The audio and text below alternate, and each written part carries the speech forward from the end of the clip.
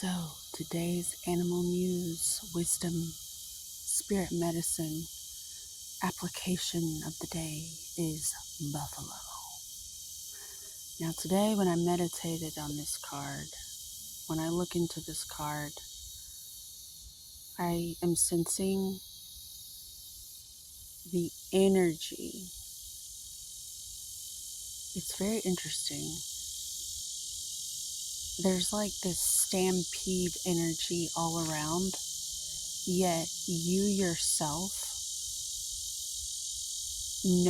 have like this internal knowing that it's not coming for you. But for some reason you can sense all around you, like there's like this stampede happening all around you. And for some reason it's affecting you, and like you're like calm in the eye of the storm. You're like grounded and rooted in such a way to where all the stuff you've been doing to like survive the past decade or so has rooted you so deeply and made you so flexible and adaptable that it's like nothing. It's like, and you almost want to feel sorry for the people around you, but you pull yourself back, and you know that's an energy leak as well, because you understand that it's like it's the math playing out all around you, and you may have this sense of calm because that's the math playing out all around you for you. And it's not about good versus bad and revenge. There's none of that. It's more like just the conditions are right. I have this theory that history does not repeat itself. The conditions are either right for things to happen, or the conditions are right for this to happen. It's not like a loop at all. It's more like, okay, this most likely is going to happen because it's all set up. The conditions are right. I'm noticing the lightning and how the color is magenta. They say in the spiritual community, with what I've gathered, magenta, the color has an association of, it's above the crown in terms of chakra, and it stands for always knowing that something good is actually coming. Like there's a bigger picture, and it's like magenta means to expect and anticipate the good that's coming. And that's a major key that you can hold on to in terms of alchemization of your situation. I used to take acting classes, and I remember taking on the energy of the teacher and students, and I would get in my head and I would end up not doing so well. Well, one day something just switched in me, and I decided I'm going to anticipate doing the best performance ever. And sure enough, that night, me and my partner that day got a standing ovation. It was just like this light bulb moment. And it was just a shift in what I was putting in my own pipeline ahead of time for the situation. And that's what this color means to me. Magenta, it's the anticipation factor. It's the loading of the cannon. you're going to be firing your cannon because you're alive, you're on. So, what are you loading it with? Your perception. So, I'm still a student in such things, and I'd be lying if I said I was a master, but I'm at least aware of it, and I'd like to work through this and share with you where I'm at. I'm anticipating good things coming in. That's one of my keys I'm sharing with you. And when this takes effect in your life, it's like lightning. It's as fast as lightning. So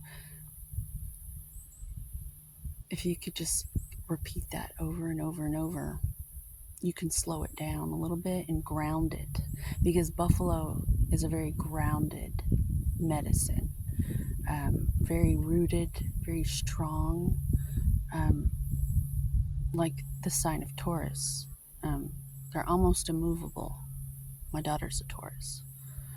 She grounds me though. I'm very, I'm full of air and fire in my birth chart and water, and she's the perfect thing. She's the perfect contribution to my situation. Uh, we we're a good match in that way. But Buffalo also tells me to go strength training, to stay buff, because in the emotional realms, there's a term thrown around called vampirism, and maybe you are Buffy the Vampire Slayer in the emotional realms, and it's time to like train at the gym so you can handle all the emotional baggage people are lugging around who don't train, because that's what they're doing. They're holding on to all their stuff, and you have to be buff to be able to just walk away in a zen state. Um, or else you're going to take on their energy and get low. And we can't have that. I don't want that for you. I don't want that for me. I don't want it for my daughter, and I don't want it for my mother. And yeah, just a sec. I don't want that for anyone. I don't want that for the emotional realms of anyone, whether they have a penis or a vagina. You know what I'm saying? I don't want anyone to get low. So you need to stay buff. That's your first priority, is to, if you can only walk, walk. But you have got to do something.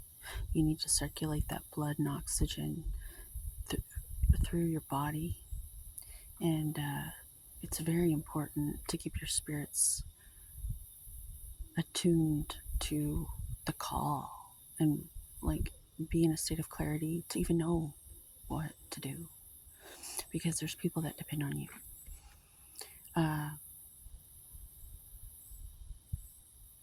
The dog days are over, and by that, us floating around in a daze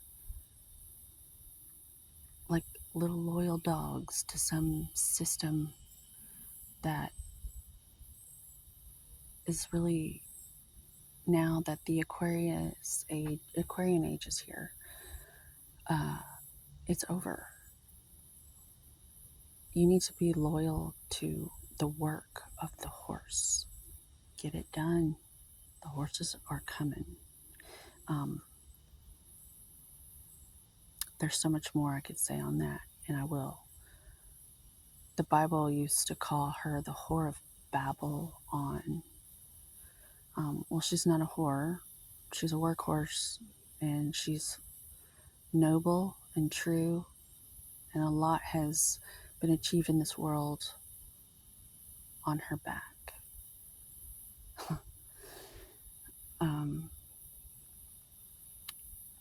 And what if we're not babbling anymore? What if our speech is true and organized and thoughtful and concise, and we're clear on our words and our speech and the effect that they have in this realm, on our inner states and outer states?